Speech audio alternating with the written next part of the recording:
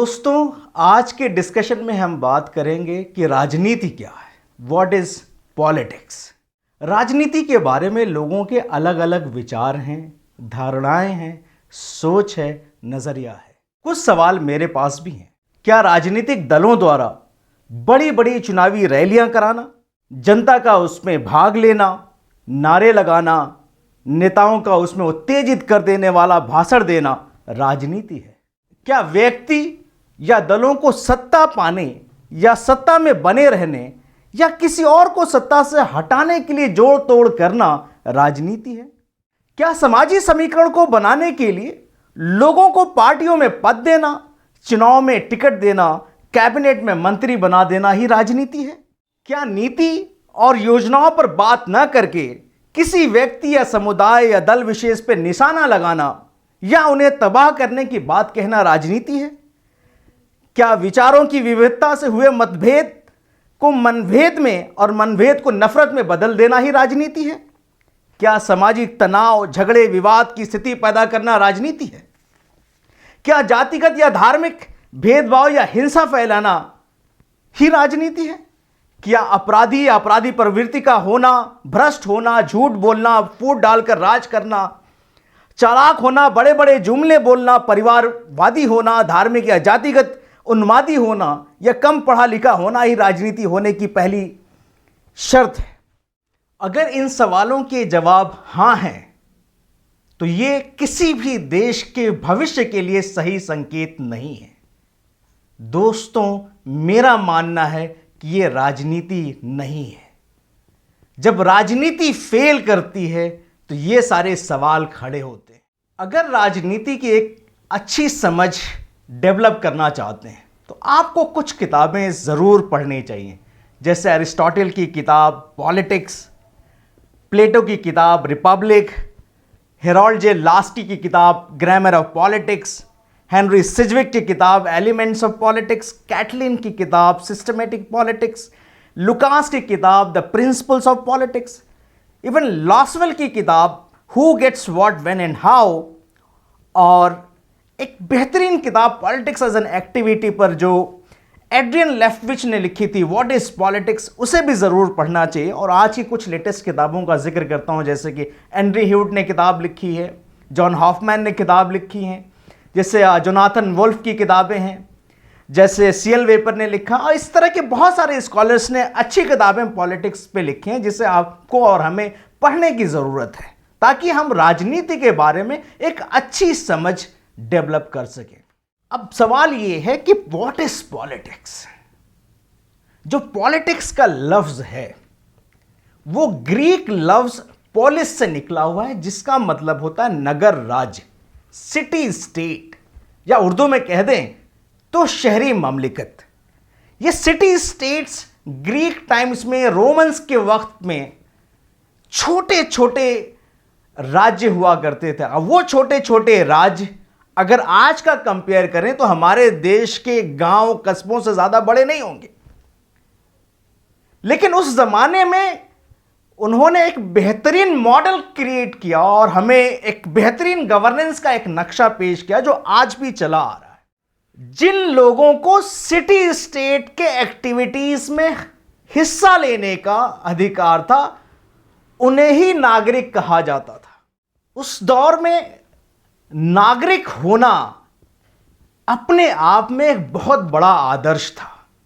नागरिक वही बन सकता था जो सिटी स्टेट्स के बारे में एक बेहतरीन ख्याल रखता हो, नीतियों की सूझबूझ रखता हो, सार्वजनिक कार्यों में हिस्सा लेने का उसके पास वक्त हो, तो वही नागरिक हुआ करता था। ट्रेडिशनल तौर पर अगर हम राजनीति को समझें तो राजनीति या पॉलिटिक्स एक ऐसी एक्टिविटी हुआ करती थी या एक ऐसा डिसिप्लिन हुआ करता था जो स्टेट एंड गवर्नमेंट के इर्द गिर्द घूमता था।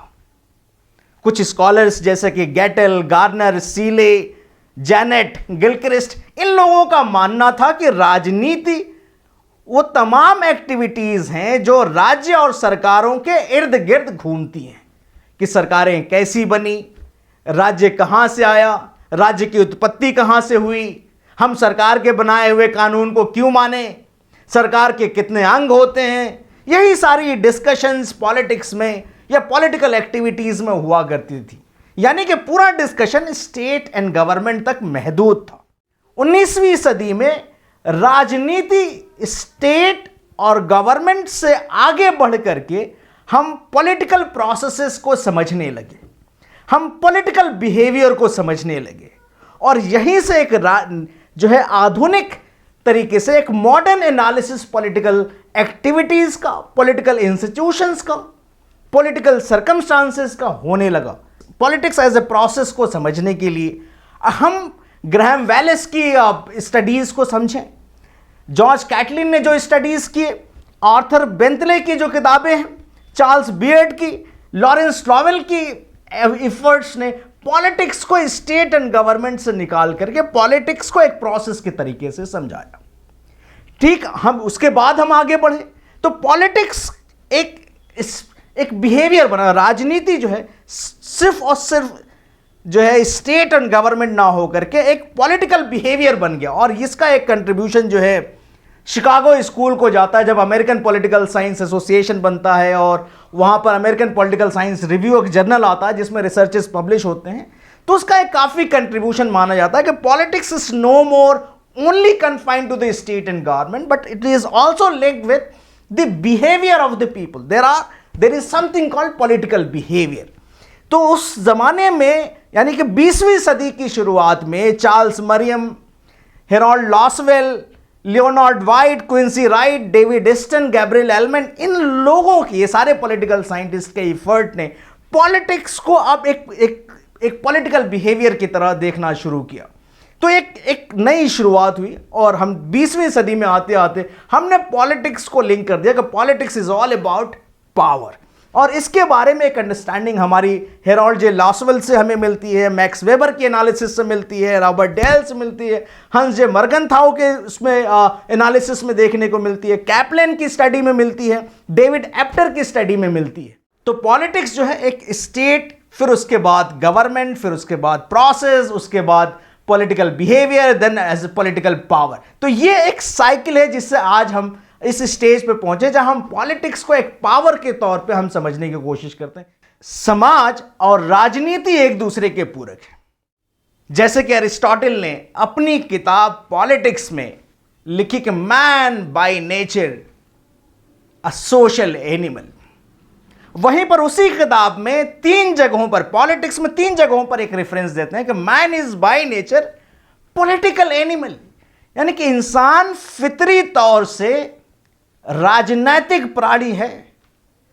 उनका कहने का मतलब यह है कि अगर इंसान समाजी है, सोशल है, तो वो पॉलिटिकल भी है। यानी कि समाज से दूर रह करके राजनीति नहीं हो सकती, और बगैर राजनीति के इंसान एक बेहतर जिंदगी नहीं जी सकता। यानी कि एक इंसान की जिंदगी बगैर पॉलिटिक्स के, बगैर राजनीति के कैसी होगी। इसमें कुछ स्कॉलर का जिक्र करता हूं, जैसे कि हॉब्स, उन्होंने अपनी किताब लिखी लेवियाथन, जिन्होंने एक तस्वुर किया कि एक ऐसा समाज जब कोई राजनीति ना हो, कोई कानून ना हो, कोई राज्य ना हो, तो इंसान की कैसी जिंदगी होगी। और उन्होंने कहा कि that the life without state, government, politics would be a life of war.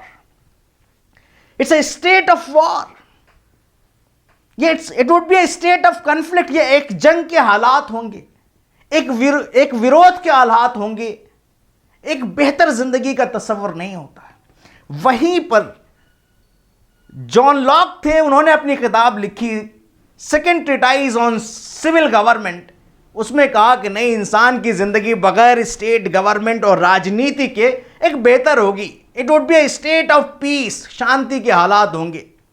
और तीसरे थे जॉन जैक्स रूसो, उन्होंने एक किताब लिखी discourse on the origin of inequality. उन्होंने कहा कि जब स्टेट ऑफ नेचर था, जब इंसान को किसी तरह का शऊर नहीं था कि राजनीति किसे कहते हैं, या कानून किसे कहते हैं, या जुबान कैसे कहते हैं, स्टेट किसे कहते हैं, उस वक्त जिंदगी बड़ी बेहतरीन थी, एक आइडियलिक हैप्पीनेस, बहुत ही सुखद जीवन था। और 3 नॉवेल्स का और जिक्र करूंगा जो मॉडर्न डेज में लिखी गई, एक तो नॉवेल मैं आपको बता दूं कि जो डैनियल डिफो ने लिखी, काफी पॉपुलर नॉवेल है, उसका नाम है रॉबिन्सन क्रूसो। दूसरी तरफ बैलेंटाइन ने एक नॉवेल लिखी द कोरल आइलैंड 1857 में। उसमें बड़ा एक अच्छा पिक्चर था जिसमें 3 ब्रिटिश बॉयज जो थे किसी तरीके से एक जो पैसिफिक ओशियन के उस पार आइलैंड में फंस जाते हैं और एक अच्छी जिंदगी गुजारते हैं, अपनी सूझबूझ से झगड़े को दूर करते हैं। तीसरी नॉवेल है विलियम गुडिंग की, जो उन्होंने काफ़ी बेहतरीन नॉवेल लिखी और एक नोबेल प्राइज विनर भी हैं, लॉर्ड ऑफ फ्लाइज 1954 में। उनका एक जो डिपिक्शन है क्वाइट लाइक हॉब्स दैट की एक life full of manipulation, conflict. तो एक समझने की बात है कि एक इंसान की जिंदगी बगैर राजनीति के या राजनीतिक संस्थाओं के या राजनीतिक हालात के बेहतर नहीं हो सकती, एक अच्छी जिंदगी नहीं जी जा सकती। तो अगर राजनीति समाज से जुड़ी हुई चीज है, यानी कि लोग एक दूसरे के साथ रहते हैं, मिलकर घरों में रहते हैं, अपने दोस्तों के साथ रहते हैं, ग्रुप एक्टिविटीज में हिस्सा लेते हैं, कंपनीज में काम करते हैं, तो हर जगह एक सोशल बिहेवियर समझ में आता है। यानी कि राजनीति हर उस जगह मिलेगी जहां इंसान एक साथ रहता हो, क्योंकि राजनीति कभी अंतरिक्ष में नहीं हो सकती, क्योंकि राजनीति पाताल में नहीं हो सकती, किसी दूर दराज आइलैंड में अकेले नहीं हो सकती, क्योंकि वहीं पर अरिस्टोटल का मानना है कि man is by nature a political animal, और पॉलिटिकल एनिमल है तो समाजी एनिमल है। अगर वो ये नहीं है, अगर man is by nature not a political animal, not a social animal, तो या तो वह इंसानियत से बहुत बड़ी चीज है या वो इंसानियत का उसके अंदर कोई जज्बा ही नहीं है, वो आउटकास्ट है, he just a lone bird who wants to fly individually. तो एक अकेला परिंदा अपना उड़ा जा रहा है, ये राजनीति नहीं हो सकता। और ये बता दूं कि जब राजनीति एक सोशल एक्टिविटी है, तो जहां समाज होगा वहां डाइवर्सिटी होगी, विविधता होगी, और जहां विविधता होगी अलग अलग ओपिनियन होंगे, अलग अलग ख्वाहिशें होंगी, ज़रूरतें होंगी, अलग अलग मुफाद होंगे। और जब अलग अलग मुफाद होंगे और इतनी विविधता आएगी तो कन्फ्लिक्ट होना लाजमी है, कन्फ्लिक्ट होना लाजमी है। और अगर कन्फ्लिक्ट है तो इस बात की भी कोशिश होती है कि उस कन्फ्लिक्ट को, उस विरोध को कैसे दूर किया जाए, और यही प्रोसेस पॉलिटिक्स हो जाता है कि that when there is an existence of conflict and there is an attempt to resolve that conflict, politics begins. यानी कि जब कहीं विरोध होता है और उस विरोध को दूर करने के प्रयास शुरू होने लगते हैं, तो वो प्रयास राजनीति कहलाती है, क्योंकि राजनीति का मतलब होता है डिसीजन मेकिंग, फैसला साजी करना, ऐसे फैसले लेना जिससे समाज की जरूरतें पूरी की जा सके, ऐसा फैसला जिससे कन्फ्लिक्ट को कम किया जा सके, खत्म किया जा सके, ऐसा डिसीजंस जिससे लोग एक साथ रह सके। इस कॉन्टेक्स्ट में मैं एलन बॉल की जो किताब है उसका जिक्र करूंगा। वो भी, उनका भी मानना था, एक बहुत ही बेहतरीन स्कॉलर है, कि politics as an activity means the existence of the conflict and the reconciliation of the conflict. दोस्तों, मैं पिछले 17 साल से राजनीति का स्टूडेंट हूं, हजारों लोगों से मिला हूंगा, हजारों स्टूडेंट्स को पढ़ाया हूंगा। मुझे 3 तरह के लोग मिले। First, there were people who love politics, they are extremely fascinated, वो राजनीति से बहुत मोहब्बत करते हैं। दूसरे, वो लोग जो राजनीति से बिल्कुल नफरत करते हैं, एक आंख नहीं भाता राजनीति उनके सामने। तीसरे, वो लोग होते हैं जिनको राजनीति से ना मोहब्बत है ना नफरत है, वो इनडिफरेंट है, उनकी अपनी जिंदगी है, खाओ पियो मस्त रहो। तो हम समझने की कोशिश करते हैं उन लोगों को जो राजनीति से नफरत करते हैं, आखिर क्यों। राजनीति का एक निगेटिव व्यूज भी है, राजनीति का एक नकारात्मक एस्पेक्ट है, निगेटिव एस्पेक्ट है, जिसको काफ़ी स्कॉलर्स ने कहा और जिसे हम भी दिन रात बोलते हैं, दूर रहते हैं। कोई भी अपने आप को पॉलिटिशियन नहीं कहलाना चाहता, हर आदमी दूसरे से कहता है कि राजनीति से दूर रहो। तो कुछ पॉलिटिक्स है, जैसे मैं अर्नेस्ट बेन की एक बात कहूं तो उन्होंने कहा कि राजनीति का मतलब समस्याओं को ढूंढ ढूंढ कर लाना, ये पता लगाना कि वो सच में है या नहीं, उसका गलत ढंग से निदान करना या डायग्नोस करना और उस पर गलत उपचार करना, यही राजनीति है। ये अर्नेस्ट बेन है कहते हैं। वहीं पर मैकियावली का भी एक मानना हम जानते हैं कि मैकियावली कहते हैं कि राजनीति का नैतिकता से कोई मतलब नहीं, यानी कि तमाम अनैतिक काम जो है वो राजनीति है। जॉर्ज ऑरवेल का मानना है कि जब असत्य सत्य लगने लगे और हत्या सम्माननीय लगने लगे तो समझ लीजिए कि राजनीति की भाषा गढ़ी जा रही। एक बहुत बड़े इकोनॉमिस्ट जिनका नाम मिल्टन फ्रीडमैन है, उन्होंने यूनाइटेड स्टेट्स की पॉलिटिक्स का ऑब्जर्वेशन कुछ इस तरह से किया है। उनका मानना है कि if you put the federal government in charge of the Sahara desert in 5 years there would be a shortage of sand. वहीं पर एक मशहूर पॉलिटिशियन थे और एकेडमिक भी, हेनरी किसिंजर। उनका मानना था कि जो 90% आज के जो राजनेता हैं उन्होंने 10% ईमानदार लोगों की रेपुटेशन को उछाल रखा है। Means the 90% of the politicians give the other 10% a bad reputation. George Bernard Shaw अब यही सोचते हैं कि politics is the last resort for scoundrel. राजनीति जो है धूर्तों की, अपराधी प्रवृत्ति के लोगों के लिए अंतिम शरण स्थली है। और राजनीति की ये नकारात्मक धारणाओं ने एक नए तरीके का माहौल डेवलप कर रखा है। एक ऐसा माहौल जो राजनीति के खिलाफ है। राजनीति से लोगों का विश्वास उठ चुका है, जिसकी वजह से आज के माँ बाप अपने बच्चों से कहते हैं कि कुछ भी करना, राजनीति से दूर रहना।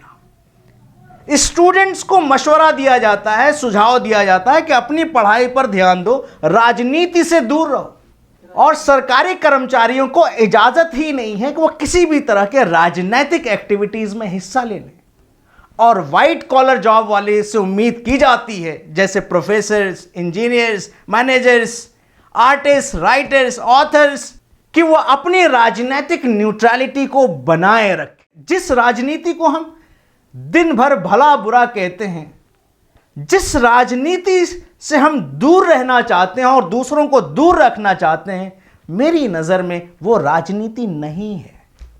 वो तमाम एक्टिविटीज़ राजनीति विरोधी हैं। वो तमाम एक्टिविटीज़ एंटी पॉलिटिकल हैं, जिसे आज राजनीति के रूप में पेश किया जाता है। राजनीति का मकसद एक बेहतरीन समाज का निर्माण करना है, समाज को संगठित रखना है, लोगों को समाज के लिए, देश के लिए उपयोगी बनाना है। और आदर्श नागरिक वही बन सकता है जिसमें स्वार्थ, दलबंदी, छुआछूत, सांप्रदायिकता, नस्ल भेद, रंग भेद, लिंग भेद और जाति द्वेष की भावना न हो। राजनीति लोगों में आपसी प्रेम, सहयोग, समानता, स्वतंत्रता, भाईचारगी, सामाजिक न्याय की भावना उत्पन्न करता है। अगर हम एक बेहतरीन नागरिक बनते हैं तो हम राजनीति कर रहे हैं। और अगर हम लोगों में झगड़ा फैलाते हैं, लोगों में फूट डालते हैं, भाषणबाजी करते हैं, तो हम राजनीति विरोधी काम कर रहे हैं। और एक बार और बता दूं कि अगर हम आदर्श नागरिक बनेंगे तो हमें एक आदर्श राजनीति मिलेगी, हमें एक आदर्श नेतृत्व मिलेगा। और यह बात भी उतनी ही सच है कि जिस देश के नागरिक आलसी हो जाएं, उदासीन हो जाएं, स्वार्थी हो जाएं, उस देश का भविष्य कभी भी उज्जवल नहीं हो सकता। तो राजनीति एक समाज का हिस्सा है। जैसा समाज होगा वैसे ही राजनीति होगी। अगर आप राजनीति पे उंगली उठा रहे हैं तो आप अपने समाज पर उंगली उठाते हैं, क्योंकि नेता आसमानों से नहीं लाए जाते, नेता हमारे में से लोग बनते हैं। और जिस तरह की प्रकृति हमारी है उसी तरह की प्रकृति राजनीति की भी होगी। लोगों ने राजनीति को एक सीढ़ी बना रखा है, और जिसकी वजह से सैमुअल जॉनसन ने राजनीति को डिसमिस करते हुए एक बात कही कि politics is nothing more than a means of rising in the world. Henry Adams का मानना था कि politics is the systematic organization of hatreds, एक व्यवस्थित तरीके से एक नफरत को फैलाना है, और जिसका हमें एक समाज से उदाहरण भी मिलते हैं कि हमारे देश में दंगों का होना, लिंचिंग का होना, ये इसी बात को दिखाता है कि किस तरह से समाज में एक जहर बोया जा रहा है। राजनीति का जो नकारात्मक पक्ष है उसको रियलिस्ट स्कॉलर्स ने अपने तरीके से एक्सप्लेन किया है। उनका मानना है कि राजनीति जो है कोई आइडियल एक्टिविटी नहीं है, ये एक किस्सा कुर्सी का है, और लॉर्ड एक्टन की माने तो राजनीतिक सत्ता जो है लोगों को भ्रष्ट बनाती है। राजनीति का मतलब राजनीतिक शक्ति को हासिल करना, पॉलिटिकल पावर को एक्वायर करना, या सत्ता में बने रहना, या दूसरों को सत्ता से हटाना, यही राजनीति है। मैक्स वेबर ने अपनी एक एस्से में लिखा, जिस एस्से का नाम था, काफी पॉपुलर एस्से है, कि पॉलिटिक्स एज वोकेशंस, कि politics is all about striving for share in power और to influence the distribution of power. यानी कि उनके हिसाब से राजनीति का मतलब है कि सत्ता में भागीदारी या सत्ता के बंटवारे को इन्फ्लुएंस करना, यही राजनीति है। प्रैक्टिकल पॉलिटिशियंस की नजर से वो पॉलिटिक्स को समझने की कोशिश करते हैं। He means that politics is all about struggle for power, जैसे हंस जे मर्गनताओ ने कहा था। ठीक उसी तरीके से जो लॉसवेल ने अपनी किताब लिखी, politics is all about who gets what, when and how, means power, who gets what amount of power, who is powerful, who is powerless. कभी इसके बारे में थ्रेसिमेकस ने भी कहा था, थुसिडाइड्स ने भी कहा अपनी किताब पेलोपोनेशियन वॉर में कि politics is all about might is right, जिसकी लाठी उसकी भैंस। तो हम इस पावर व्यू को समझने के लिए रॉबर्ट डहल की एक किताब को पढ़ना बड़ा लाजमी है, जिसका नाम है हु गवर्न्स, जो 1961 में पब्लिश हुई थी। Political power is all about the ability of any individual to influence the behavior, belief or action of others with or without their resistance। यानी कि राजनीति एक ऐसी योग्यता है जिसका इस्तेमाल करके हम लोगों के व्यवहारों को, उनके विश्वासों को, उनके कार्यों को इन्फ्लुएंस कर सकते हैं, उनकी मर्जी या उनके मर्जी के खिलाफ भी।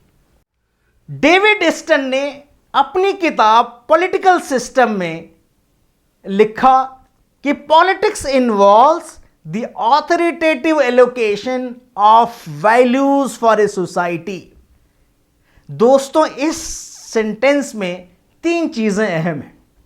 एक है ऑथोरिटेटिव, दूसरा है एलोकेशन, और तीसरा है वैल्यूज। तो समझते हैं कि ऑथोरिटेटिव क्या है। Authoritative is all about power, लेकिन यह पावर लेजिटिमेट पावर की बात हो रही है कि कोई भी कानून, कोई भी फैसला, कोई भी पॉलिसी ऑथोरिटेटिव हो जाती है उस वक्त जब लोगों को वो फैसले, वो कानून, वो पॉलिसी लेजिटिमेट लगने लगे। और लेजिटिमेट कब लगती है? जब लोग ये मानने लगे कि वो कानून, वो फैसला, वो पॉलिसी लोक हित में है, रेशनल है और उसे मानना चाहिए, तो वो लेजिटिमेसी हो जाती है। यानी कि लेजिटिमेट पावर इज अथॉरिटी। तो डेविड ईस्टन कहते हैं कि जो पॉलिटिक्स है वो ऑथोरिटेटिव है, यानी कि एक लेजिटिमेट डिसीजन मेकिंग प्रोसेस है। यानी कि legitimate decision making process about what? About the distribution of values. Allocation, allocation का मतलब बंटवारा, यानी बंटवारा किस चीज का? वैल्यूज का। वैल्यूज मतलब संसाधन, वो चीजें जो हम सबसे ज्यादा चाहते हैं, नौकरी, education, natural resources, power, glory, जो भी चीज हम चाहते हैं वो वैल्यूज कहलाती। तो वो वैल्यूज जो लोगों की मांगे हैं, वो उसको एक राजनीतिक सिस्टम किस तरह से बांटता है, उसको बंटवारा करता है, यही राजनीति है। तो ये भी एक पावर व्यू है, एक पॉजिटिव पावर व्यू है कि एक समाज के संसाधनों का कैसे वितरण किया जाए जिससे लोग उसे माने और उसे बेहतर समझें कि यह समाज हित में है। वहीं पर माइकल फूको ने काफी एक बेहतरीन एक नजरिया पेश किया जिसको हम पोस्ट मॉडर्निस्ट नजरिया कहते हैं। उन्होंने अपनी किताब डिसिप्लिन एंड पनिश और हिस्ट्री ऑफ सेक्सुअलिटी में लिखा कि power is not all about negative things, power is also productive. उनका मानना था कि power is everywhere, comes from everywhere. उनका यह भी कहना है कि power circulates in the society like a web. समाज में हर आदमी पावर एक्सरसाइज कर रहा है, हर रिश्ता एक पावर रिलेशन है, हर आदमी दूसरे से एक पावर के ही रिलेशंस में है।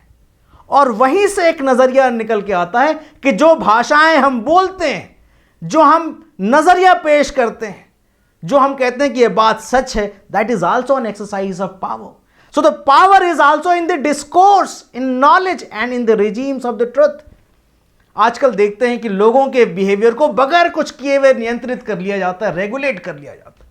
आप मॉल जाते हैं, कोई चोरी नहीं होती, सबको सारी चीजें आप टच कर सकते हैं, लेकिन फिर भी आप चोरी नहीं करते। क्यों? क्योंकि you know that you are being regulated, you are being watched, somebody is observing you.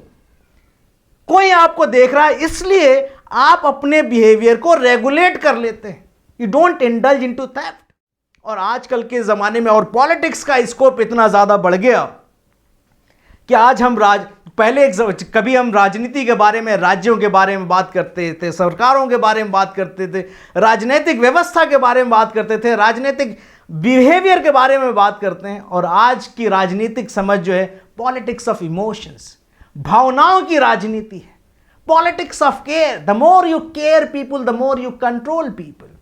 यानी कि एक मां भी अपने बेटे से सियासत कर रही है क्योंकि she is able to control the behaviour of her child.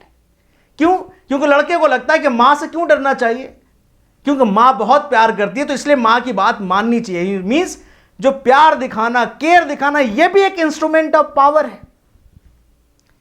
और आज के दौर में जहां टेक्नोलॉजी का एक नया शेप आ रहा है, हमारी लाइफ जो है वो 24/7 एक कंट्रोल्ड लाइफ है। आज के दौर में हम टोटलिटेरियन सोसाइटी में रह रहे हैं जहां पर our every aspect of life is being controlled by technology.